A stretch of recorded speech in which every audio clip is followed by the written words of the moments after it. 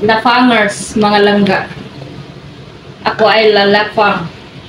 Marami kaming libreng pagkain. Ito pa, oh. Tada! Kanin namin pang ano to, 1 year. 1 year supply. Ang aming pagkain sa busy days. At natapos na rin ang busy days namin. At kasunod naman ay ang kasalan ng bayan. Yun naman ang aming busy na araw hanggang katapusan ng John. Kain po kayo mga langga. Inihaw po ito na manok. Na, mikos-mikos dito sa kanin ko. Mikos-mikos na siya. Tanghalian namin, inihaw na manok at hapunan. Hapunan na kasama ng midnight snack na pala. Kauwi lang namin galing sa trabaho.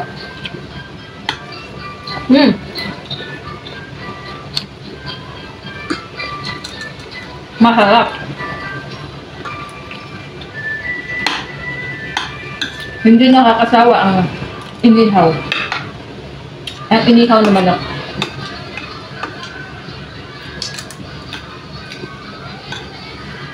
Ulam namin to kaninang tanghali, mga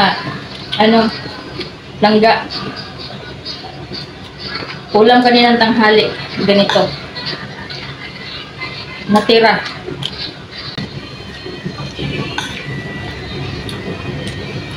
Kain muna ako. Mainit.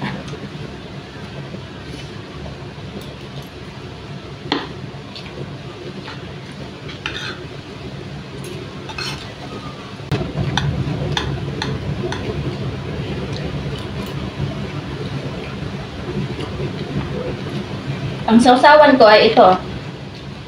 Kamatis. Binili, blender na kamatis na mayroong siyang sili. Ito yung partner niya sa sausawan. Kamatis na may sili. Pinagsama siya, naka-blender. Masarap siya, sausawan sa manok. Ito yung pagkain sa Arabic na yun ang partner naman sa sausawan nila. Pero yun sa atin, ang masarap na sausawan dito ay toyo at saka kalamansi, di ba? Yun ang masarap dito sa inihaw.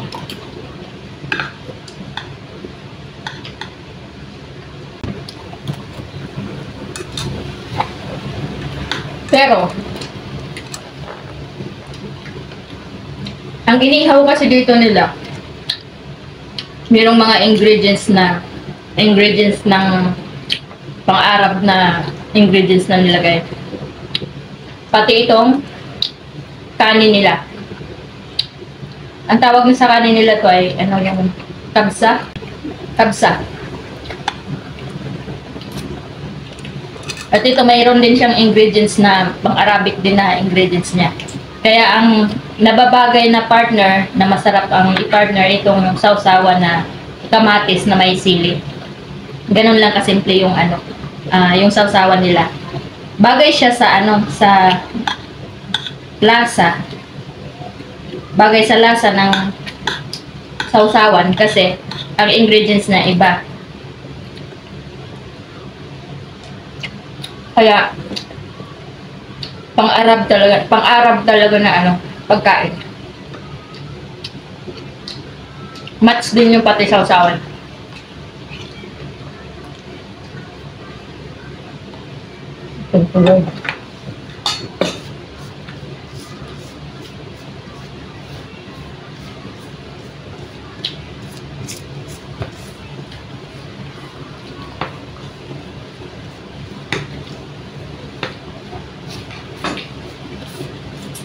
Kaya grabe pag pag ito araw-araw mong kainin yung kanin.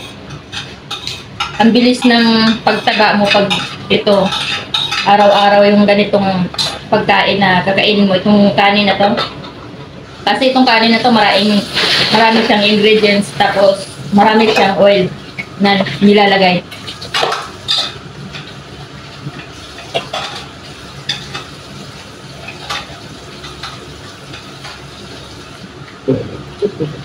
Sobrang haggard ng mukha namin. Sobrang pagod sa trabaho. Ang daming customer. Talagang diretso yung gawa namin. Wala kaming standby. Pag ganito lang naman, pag ganitong Ramadan nila. Ngayon kasi pangalawang Ramadan nila ngayon. Eid al-Adha.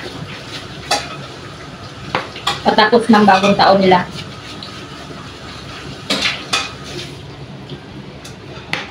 Kaya next month naman, July 7, ang start ng nila, Muharram.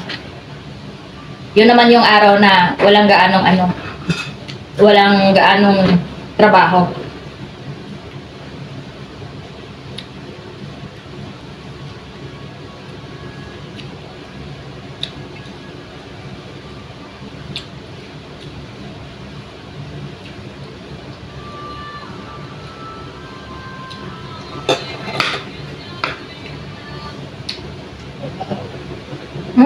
Sarap. Ano pa ng buto? Ang taba ng manok.